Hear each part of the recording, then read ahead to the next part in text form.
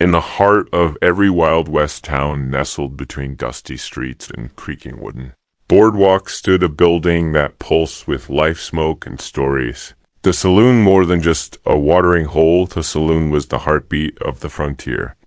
A place where lawmen and outlaws, gamblers and ranchers, drifters and settlers, all gathered beneath oil lamps and swinging doors to share drink, laughter, secrets, and sometimes gunfire in the rugged, lawless sprawl of the 19th century American frontier. The saloon was a sanctuary of escape and indulgence, a blend of chaos and comfort, where legends were born, reputations were shattered, and history quietly unfolded long before neon signs and city lights flickered across the modern world. The West blazed in its own raw glow, and at the center of it all was the saloon. It began humbly, at first rough shacks, built from whatever timber settlers could find hastily thrown together near mining camps, railroad junctions, and cattle trails. Men out chasing gold or cattle or dreams needed a place to unwind, and the earliest saloons delivered.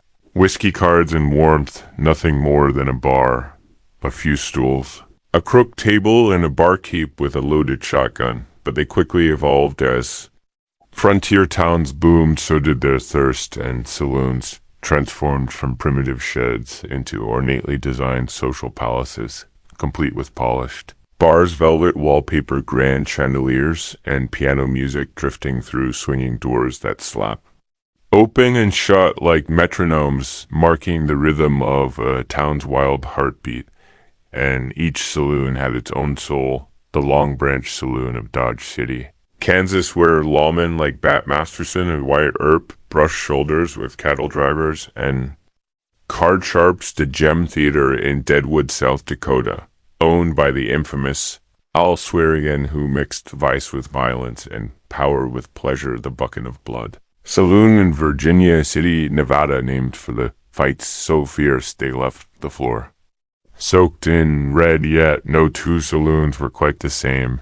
Some catered to the weary traveler, others to the hardened gunslinger, and still others to ladies of the night, who offered companionship in dimly lit upstairs rooms beyond the music and drink. Saloons were theaters of human drama filled with characters as colorful as any dime novel, the gambler with eyes like knives shuffling cards beneath the brim of a dusty hat, the cowpoke fresh off the trail slamming his pay on the bar for whiskey, and a warm meal to Madame Regal and Sharp keeping order among her girls, and the drifter always with a secret and a story too wild to be true, but in the West truth and legend danced together like flames and shadows across every corner of a saloon, where traces of both saloons shaped the West by being more than places to drink. They were centers of communication when newspapers were scarce and telegrams slow word of mouth carried weight, and saloons buzzed with news of everything from gold strikes to outlaw sightings. They were town halls without the formality, places where decisions were made, where cattle drives were negotiated and posses assembled. They were economic hubs, too, drawing in money from poker games and billiards, from whiskey barrels and room rentals, and from the pockets of dreamers who couldn't resist one more hand or one more drink. And in a world where survival often depended on connections, saloons were the crossroads of fate, yet they were not always. Merry behind the laughter and piano tunes lurked danger. Whiskey flowed like water, but so did tempers, and many saloons saw more blood than beer. Disputes over poker games, over women, over words escalated quickly into violence, and the gunfight became a ritual as common as toasting a drink. Stories bound of men drawing pistols across poker tables of insult answered with bullets of lawmen forced to shoot friends in order to maintain peace. The saloon was both a cradle and a crucible where character was tested and sometimes destroyed, and yet it endured because the West was a place of extremes, and the saloon captured them all: joy and grief, solitude and community, order and chaos. It reflected the contradictions of frontier life more than churches or jails more than banks or schools. The saloon was where the soul of a town lived raw, unfiltered, and often misunderstood for women. The saloon was a different world, while many were banned from entering. Some found power inside its walls as entertainers.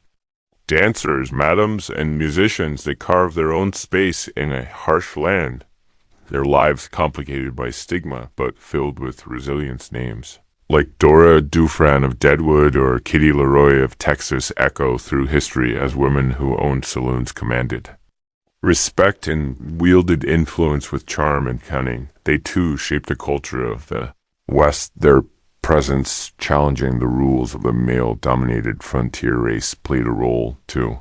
While most saloons were dominated by white patrons, there were exceptions were Chinese, Mexican, and African American.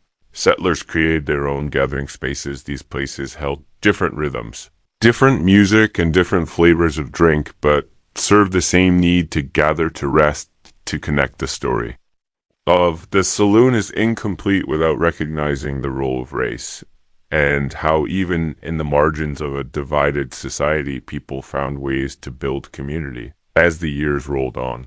And the railroad connected coast to coast as barbed wire came the open. Range and law replaced anarchy. The role of the saloon began to shift. Temperance movements rose, warning against the sins of strong drink, and by the early 1900s, prohibition laws began to dry up the whiskey trade one town at a time. And yet the memory of the saloon lingered, its images stamped into American folklore. The swinging doors, the sound of spurs, the clink of glass, and the sharp laugh of a gambler holding a winning hand all remain etched in our imagination, because the saloon was more than wood and whiskey. It was where the West truly happened, not on the battlefield or in the courtroom, but at the bar stool and in the back room, where stories lived and legends were made. And in those smoky rooms where fortunes changed with the turn of a card or the curve of a smile. The spirit of the frontier thrived even as the modern world crept closer, and those who sat within those walls knew. Somehow they knew that the saloon was more than a place to pass the time. It was the place where life was magnified, where every emotion ran hotter, every choice carried weight, and every man and woman played a part in a much larger tale. Even now, if you listen closely in the ruins of those old western towns where wind whistles through broken windows and faded signs, you can almost hear the echoes of those lively nights, laughter and music and boots on hardwood, and if you close your eyes, you might even catch the scent of cigar smoke and spilled whiskey, and feel the ghost of a piano tune drifting through time, because the saloon left a mark. Not just on history, but on memory, on culture, on identity. The Old West may be gone, the cattle drives, the stagecoaches, the duels in the dirt streets, but the saloon remains immortalized in film, in song, in stories passed down through generations, each one carrying a sliver of that unruly joy and dangerous charm that defined a time and place like no other. And maybe that's why the saloon endures in our minds, because it was never just about what it served or sold. It was about who gathered inside.